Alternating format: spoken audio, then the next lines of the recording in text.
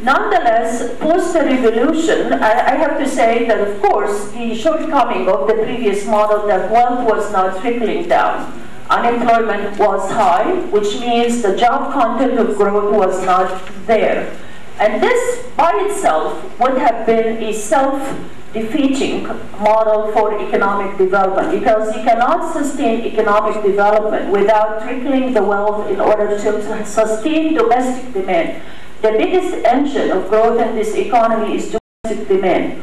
And if we did not sustain this in the form of jobs and in the form of wages that grow in productivity, development and growth will not be sustained going forward.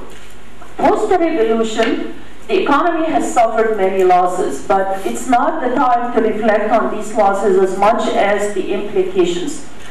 The government has reacted, and this has reflected itself in growing expenditures by the government in the form of higher subsidies, more employment for people in the public sector. We have growth or increases in wages and salaries that are going to be in effect come April 1st, and this is 15%, in addition to compensations, in addition to committed subsidies that are likely to increase in the face of rising international prices.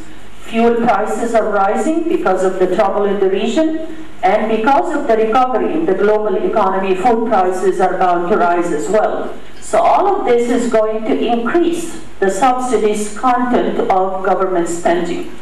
As it stands, subsidies account for 1/3 of government spending, and if you couple this with wages and salaries and the interest bill on a growing debt, all of this accounts for 75% of government expenditures.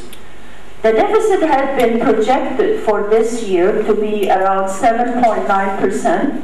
This is following a high deficit that was mandated by the stimulus package during the global financial crisis that resulted in a high, due to our calculation, based on the projected and the committed increase in expenditures and a slowdown in economic activity, which is likely to reduce the tax content of revenues for the government. We are projecting a wider deficit by 25%.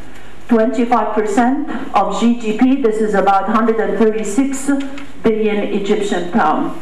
And already the government has been issuing a lot of debt to keep up with expenditures, and as a result, the cost of borrowing has risen to 11%, 12%, and already, as I mentioned before, the interest component of the public debt, which is close to 80% of GDP, accounts for 6% of GDP on the government budget. We've already heard the Minister of Finance, Dr. Samir Radwan, is projecting a deficit for next year. The budget deficit is at 9.1%. Again, this is very high in historical content. The issue here, which relates to the focus of this discussion, clearly the size of the government has been growing in the form of higher expenditures. Are these expenditures justified?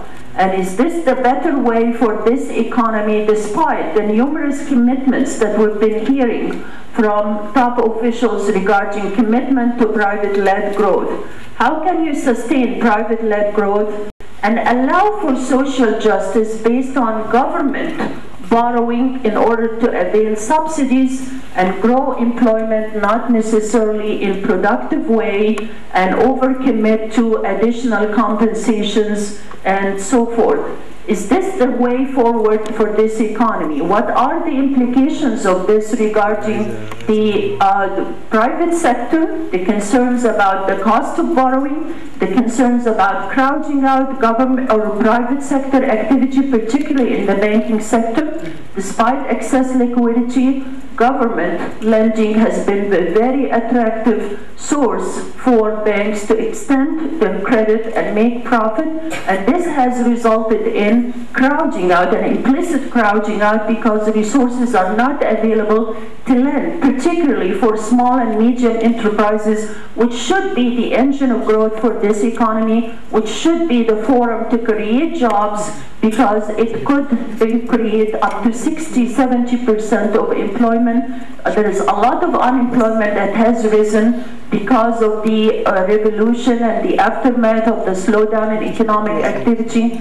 And to me, there is no other form of social justice other than growing jobs with the economy. Other than that, for a government that is borrowing to avail these resources, this is not going to be sustained, and it could have a very drastic implication on the momentum that we're trying to preserve. And indeed, we had built this momentum before the revolution, and even though we are addressing shortcomings with the previous model, we should not dismantle the whole philosophy that built a good growth momentum for this economy. To the contrary, we should try to increase the job content of growth in order to increase social justice and preserve growth and the fruits of this growth going forward.